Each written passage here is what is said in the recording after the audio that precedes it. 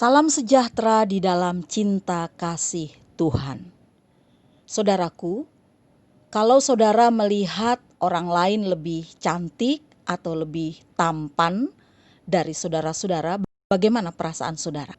Senang atau tidak senang? Atau kalau misalnya saudara melihat orang lain sedang dipromosikan di dalam jabatannya, di dalam pekerjaannya, bagaimana perasaan saudara? Senang atau tidak senang? Atau ketika saudara-saudara melihat orang lain lebih baik, lebih bagus dari saudara-saudara, bagaimana perasaan saudara? Senang atau tidak senang? Kalau saudara-saudara merasakan tidak senang atau saudara-saudara merasa tidak suka, bisa saja bahwa di dalam hati saudara-saudara timbul perasaan iri.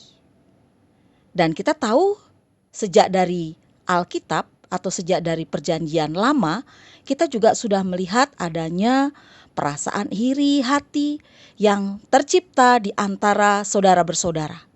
Contohnya saja misalnya Yusuf dan saudara-saudaranya.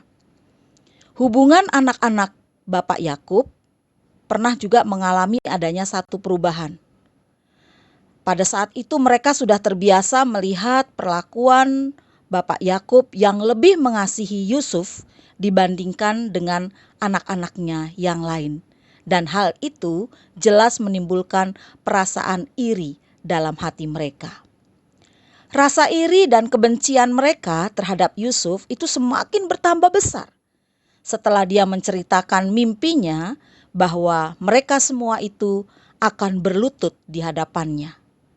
Kebencian yang besar itu akhirnya membuat mereka berniat melenyapkan Yusuf. Saudaraku, apa itu iri hati? Iri hati bisa diartikan perasaan kurang senang bila kita melihat orang lain lebih baik, lebih beruntung, atau lebih berhasil dalam hidupnya. Iri hati juga bisa diartikan rasa cemburu atau sirik terhadap orang yang lain. Yang jelas, orang yang iri hatinya adalah orang yang selalu tidak bisa menerima kenyataan keberhasilan orang lain. Di dalam Yakobus 3 ayat 16 dikatakan, sebab di mana ada iri hati dan mementingkan diri sendiri, di situ ada kekacauan dan segala macam perbuatan jahat. Jadi, iri hati menurut Alkitab itu sangat berbahaya, saudaraku. Bisa mengakibatkan kekacauan dan juga mengakibatkan segala macam perbuatan jahat. Seseorang yang hatinya dipenuhi iri hati, dipastikan jarang sekali atau bahkan dia tidak pernah bisa mengucap syukur kepada Tuhan. Bahkan dia selalu membanding-bandingkan dirinya dengan orang lain. Saudaraku, supaya kita terlepas dari rasa iri hati, kita harus semakin mendekatkan diri kita kepada Tuhan. Membangun keakraban dengan Tuhan melalui doa. Jangan sedikit pun memberi celah kepada iblis. Iri hati itu adalah senjata iblis untuk menghancurkan kita orang percaya. Kita harus selalu mengucap syukur atas apa yang sudah Tuhan berikan kepada kita.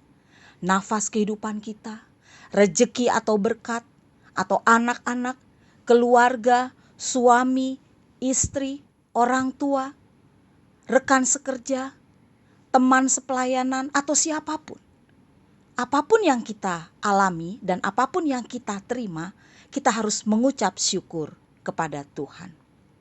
Rasul Paulus mengatakan, jadi akhirnya saudara-saudara, semua yang benar, semua yang mulia, semua yang adil, semua yang suci, semua yang manis, semua yang sedap didengar, semua yang disebut kebajikan dan patut dipuji, pikirkanlah semuanya itu.